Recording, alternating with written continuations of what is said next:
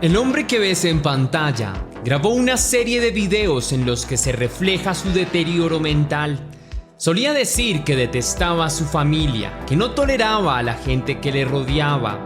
Su condición mental se fragmentó tanto que lo llevó a cometer uno de los peores asesinatos jamás registrados. Antes de iniciar con el video de hoy, quiero enviar un saludo muy especial y cósmico a una leyenda, a Yamili Kenia, que me escribió gracias. Saludos desde Puerto Rico. A mi esposo y a mí nos encanta sentarnos a ver tus videos son muy completos y nos encanta la dedicación que le das a tus seguidores. Nunca cambies. Mil gracias a ti, mi leyenda, y a tu esposo por estar aquí en la comunidad, por darme un poco de tu tiempo. Les deseo lo mejor, les envío un fuerte abrazo cósmico y desde luego que espero que la vida les muestre muchas bendiciones. Ahora sí, la pregunta del día de hoy es: si pudieras darle un mensaje a un ser querido fallecido, ¿qué le dirías? Déjame tu respuesta en la caja de comentarios.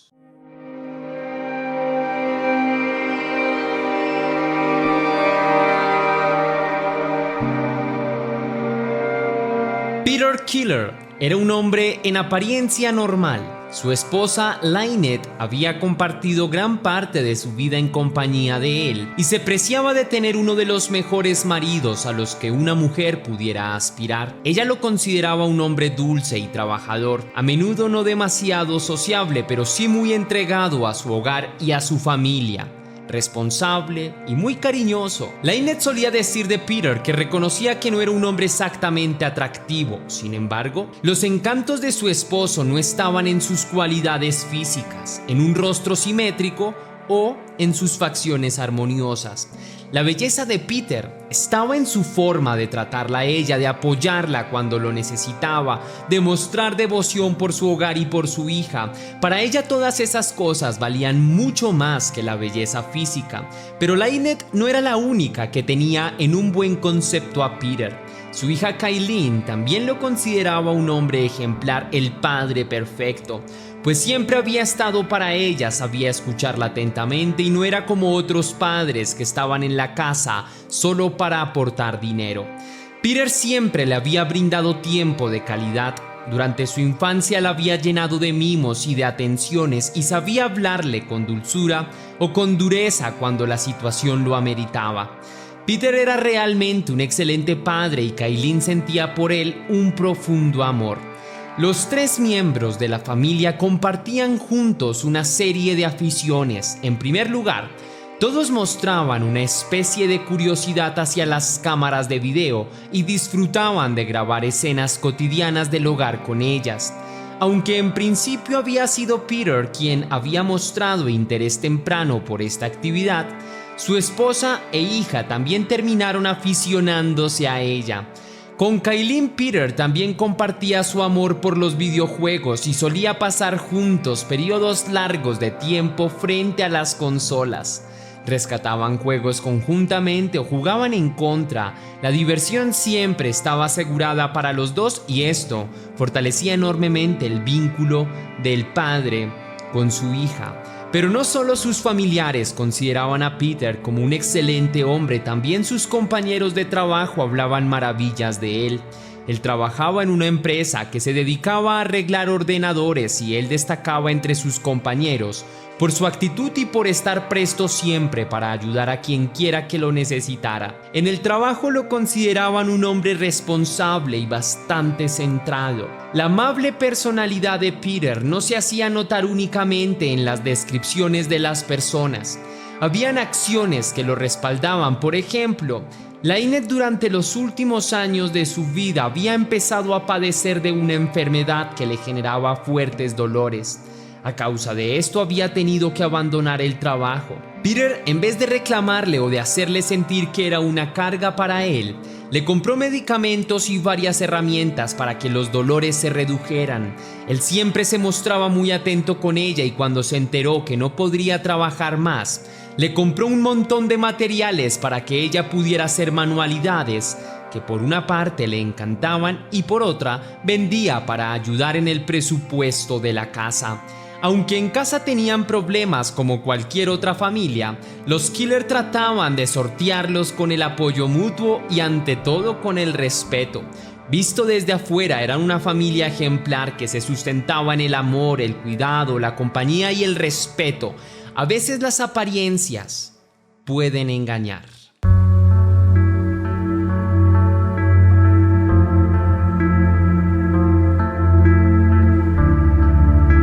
El 23 de abril de 2012 era una tarde completamente normal en el campamento de casas rodantes ubicado en North Bend, Washington, en la que la familia Killer vivía.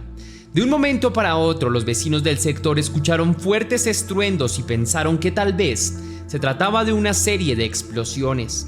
Luego de un rato en el que reinó la inquietud, varias personas vieron cómo de la casa de los Killer salía una humareda. Los vecinos llamaron inmediatamente a los bomberos y estos aparecieron al cabo de poco tiempo. Rápidamente el cuerpo de bomberos empezó con las labores para controlar el fuego. Aunque el fuego era abundante, gracias a la rápida acción con los extintores y las mangueras de agua, el incendio fue controlado rápidamente. Hasta ese momento los bomberos no habían tenido que entrar a la casa, pero una vez apagaron las llamas, entraron a explorar el interior del inmueble. Allí se encontraron con una desagradable sorpresa. Habían 2 personas y un perro muerto. La policía tuvo que hacer presencia en el lugar para tratar de esclarecer qué había sucedido. Lo primero y más importante era tratar de determinar la identidad de las personas que habían muerto en el interior de la casa. Sobre este punto no tuvieron demasiadas dificultades, ya que en el interior del hogar encontraron las identificaciones correspondientes. Se trataba de Lynette y Kaylin Killer. El segundo descubrimiento importante de las autoridades es que las 2 mujeres y el perro no habían muerto a causa de asfixia o por las quemaduras del incendio. Los 3 habían muerto por impactos de bala que les habían propinado. En la escena del crimen se encontraron enormes manchas de sangre. Quienquiera que hubiera cometido los asesinatos lo había hecho a sangre fría. El tiempo que les llevó a las autoridades enterarse de que la familia estaba conformada por otro miembro fue muy poco. Luego de esto, una de las prioridades del caso fue tratar de ubicar a Peter Killer, en primera instancia para informarles sobre el asesinato de sus familiares y, en segundo término, tratar de esclarecer si el hombre sabía algo que pudiera ser de utilidad para que las autoridades encontraran al responsable del asesinato. La búsqueda de Peter Killer les daría más pistas de las que esperaban.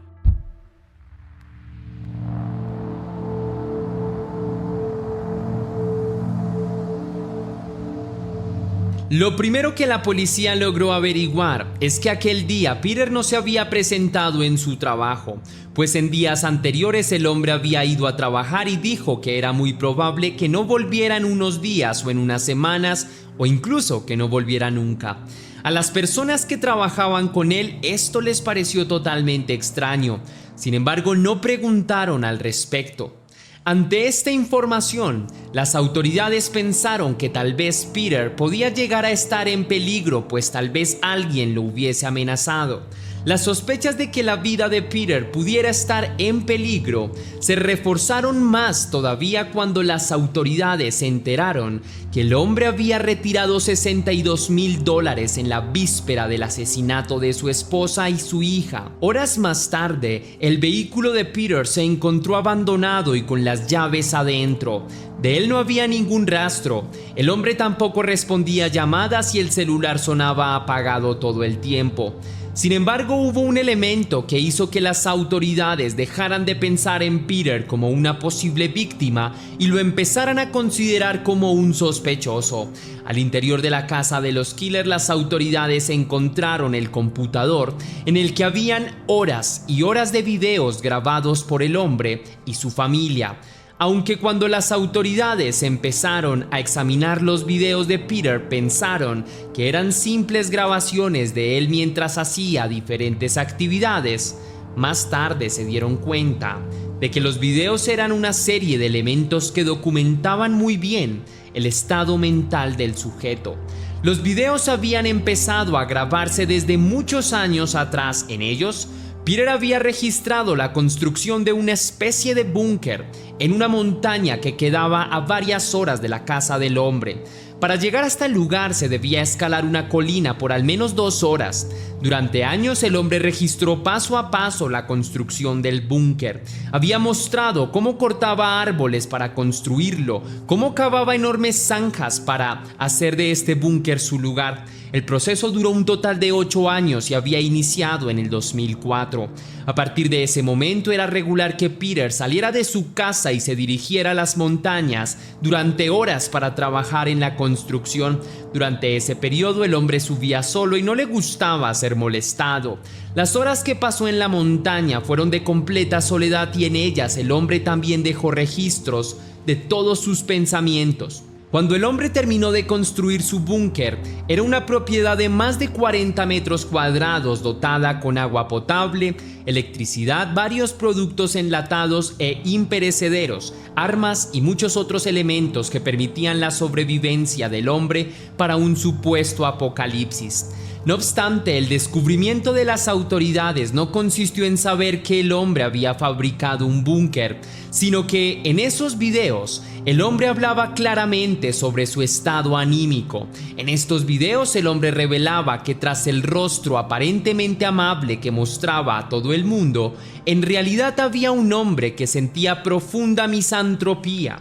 El hombre decía continuamente que odiaba a las personas que lo rodeaban y que se odiaba a sí mismo, pues nunca había dejado de sentir que su vida había sido un completo fracaso. En los videos, el hombre hablaba mal de su esposa, decía que era una mujer inútil, que le quitaba todo el dinero y que lo había controlado la mayor parte de su vida. De su hija no hablaba con demasiado desprecio, pero de igual, el hombre sentía una especie de rechazo hacia ella y en general hacia todas las personas con las que convivía. En los últimos meses, en los videos, el hombre había empezado a hablar de una especie de proyecto que tenía planeado y que pronto tendría que cumplir. En estos videos, el hombre decía que no sabía si lo llevaría a cabo en un día, una semana o un mes. Lo cierto es que Peter se sentía profundamente hastiado de su vida y quería, como diera lugar, desligarse de cualquier vínculo con la humanidad. Parte del proyecto consistía en irse a vivir solo en el búnker. Por las palabras del hombre, la otra parte del proyecto era dejar de lado a su familia o deshacerse de ella. Con toda la información recopilada, las autoridades trataron de determinar en dónde quedaba el búnker del sujeto para así capturarlo e interrogarlo. La tarea no sería fácil bajo ningún concepto, pues en la información recopilada por las autoridades se habían enterado que el hombre había colocado explosivos alrededor de todo el búnker. Luego de averiguaciones exhaustivas, se logró determinar que el lugar en el que el sujeto había construido su fortín estaba ubicado en las montañas de North Bend. 6 días se demoró la búsqueda del hombre hasta que finalmente lograron dar con su paradero. Su paradero se encontró por el humo que salía del búnker como una especie de chimenea. Las autoridades montaron un inmenso operativo para lograr capturar al sospechoso del asesinato de su esposa e hija. Para hacerlo, utilizaron helicópteros y un equipo completo de SWAT. Los temores de la policía, además de la posible presencia de explosivos, eran la gran cantidad de armas que el hombre había ido acumulando a lo largo del tiempo. Adicional a esto, las autoridades no descartaban que el hombre pudiera tener rehenes, lo que complicaba aún más este operativo. Durante horas los equipos especiales trataron de idear una estrategia que les permitiera hacer salir al individuo de su escondite para poder capturarlo. Finalmente, en las horas de la noche, decidieron utilizar gases lacrimógenos y lanzarlos al interior del búnker para así hacer que el sujeto abandonara su escondite. Lamentablemente, la idea de los equipos especiales no funcionó del todo bien. Luego de 10 minutos no se había producido ningún movimiento fuera del búnker y mucho menos adentro. El hombre no había abandonado su escondite y esto era extraño. Durante el operativo, los uniformados recibieron la información de que era posible que el escondite tuviera más de un piso, razón por la cual el gas no estuviera haciendo ningún efecto. En consecuencia, el equipo de policías decidió lanzar una granada al interior de la casa, pero al parecer esta tampoco tuvo efecto alguno. Mientras se ejecutaba el asedio al búnker, los detectives encargados del caso descubrieron que el incendio en la casa de los Killer había sido provocado y que había múltiples cajas de gasolina esparcidas por todo el inmueble. Adicional a esto, también se encontró un explosivo rudimentario. Las autoridades determinaron que el incendio que el propio Killer había ideado era para eliminar todas las evidencias de su crimen, así como los cuerpos de su esposa e hija. Por lo tanto, capturarlo era una prioridad. Entre tanto, el operativo para capturar a Peter Killer se había prolongado durante un día completo. Las autoridades no tuvieron más remedio que romper las paredes del búnker y entrar a la fuerza. Al entrar al fortín, encontraron al sujeto muerto, se había disparado a sí mismo y se había quitado la vida. Algunos expertos que han analizado el caso han mencionado que muy probablemente el caso de Peter Killer se debía a un profundo narcisismo del hombre, pues su egoísmo era tan grande que consideraba a todas las personas como inferiores a él. Por otra parte, en los videos también se encontraron indicios de que Peter había planeado con bastante antelación el asesinato de su familia y que muy probablemente la construcción del búnker era precisamente el inicio de este proyecto. Peter había planeado el asesinato de su familia durante más de 8 años. Por otra parte, cuando se habla de los motivos, a menudo se ha dicho que muy probablemente la única razón que el hombre tuvo para matar a su esposa, hija y perro es que quería romper todos sus vínculos afectivos para poder irse a vivir al bosque en su búnker. Antes de irme, espero que este caso nos sirva para entender que la salud mental es una prioridad en la vida de todos nosotros, que deberíamos cuidarlo, que deberíamos incluso las personas que son padres entender que muchos de los traumas surgen de infancia, así que poder entender a nuestros hijos, poder entender a los más pequeños, seguro que hará un trabajo espectacular. Sé que ser padre no es fácil, lo entiendo, pero también el ejercicio de hacer un buen rol como padre va a ser fundamental.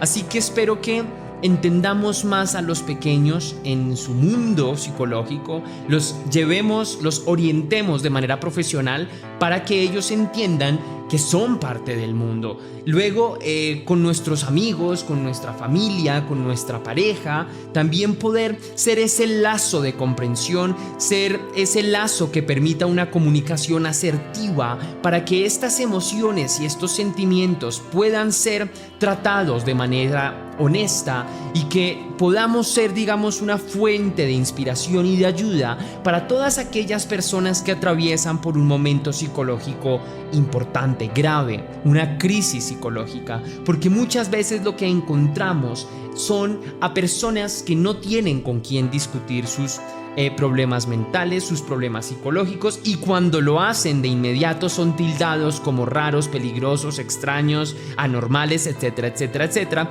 y eso cada vez fragmenta más la situación psicológica. Así que espero que tengamos ese granito de arena en la responsabilidad como individuos de una sociedad para que podamos mejorar como especie humana. Lamento mucho lo que sucedió en este caso, lamento mucho lo que le pasó a la esposa y a la hija, que pues finalmente eran personas inocentes que pagaron los platos rotos. Espero que se encuentren en paz, espero que estén en un mejor lugar que este y que de alguna manera estos casos nos ayuden a todos, de que esto no es morbo por morbo, esto es un caso documentado de criminalística para que nos ayude a encontrar qué es lo que estamos haciendo mal como sociedad y cómo podemos mejorarlo. ¿Listo? Ahora sí, sin nada más que hagan ahí por hoy, mi querida leyenda, si te gustó este video, déjame saber con tu misterioso like. Si quieres y si puedes hacer una pequeña donación para la producción de Test Misterios, estaré enormemente agradecido. Lo puedes hacer de dos formas distintas. La primera, con el botón de super gracias que se ubica allá abajo, justo al lado del botón compartir, o también vía PayPal, ya que tienes el link en la descripción y en el comentario fijado. Si lo haces de cualquiera de estas dos maneras, recibirás un agradecimiento personalizado y un saludo de mi parte para un próximo video. Ahora sí, sin nada más que añadir por hoy, mi querida leyenda, recuerda que las dudas te acompañan, que somos misterio y que tú y yo nos veremos en un próximo caso.